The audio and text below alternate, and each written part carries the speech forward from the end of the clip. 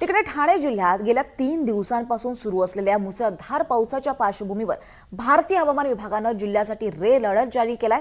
नागरिकांच्या सुरक्षिततेच्या दृष्टीनं ठाणे जिल्ह्यातले सर्व धबधबे, गड किल्ले, धरणं, तलाव, नद्या तसंच इतर पर्यटन स्थळांवर पुढच्या आदेशापर्यंत नागरिकांच्या प्रवेशावर बंदी घालण्यात आली आहे। संबंधित पर्यटन स्थळांचं व्यवस्थापन पाहणाऱ्या शासकीय विभागांना या आदेशाची तातडीनं अंमलबजावणी करण्याचे निर्देश आहेत। बंदीबाबत सूचना फलक लावणं, आवश्यक तिथं बॅरिकेडिंग करणं आणि नागरिकांना प्रवेश रोखण्यासाठी उपाययोजना कोणत्याही प्रकारची जोखीम न पत्करता करणं, धबधबे, नद्या, तलाव, धरणे आणि गड किल्ल्यांकडे जाणं टाळावं अशा सूचना प्रशासनाकडून करण्यात आल्यात।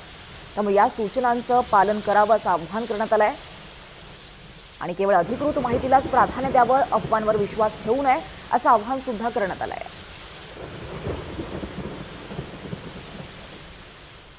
तर मुसळधार पाऊस आणि सोसाट्याचा वारा यामुळे ठाण्यातल्या गांधीनगर, सुभाषनगर परिसरात भर रस्त्यात एक मोठं होर्डिंग कोसळून मोठी दुर्घटना थोडक्यात टळली आहे। तर ज्ञानसाधना महाविद्यालयाजवळचं आणखी एक होर्डिंग वाऱ्याच्या दिशेनं धोकादायकरित्या डोलत असल्याचं काँग्रेस पक्षानं उघडकीस आणलंय आणि यानंतर शहरातल्या सर्व धोकादायक होर्डिंग्सची तपासणी करण्याचे आदेश आयुक्तांनी संबंधित विभागाला दिलेत।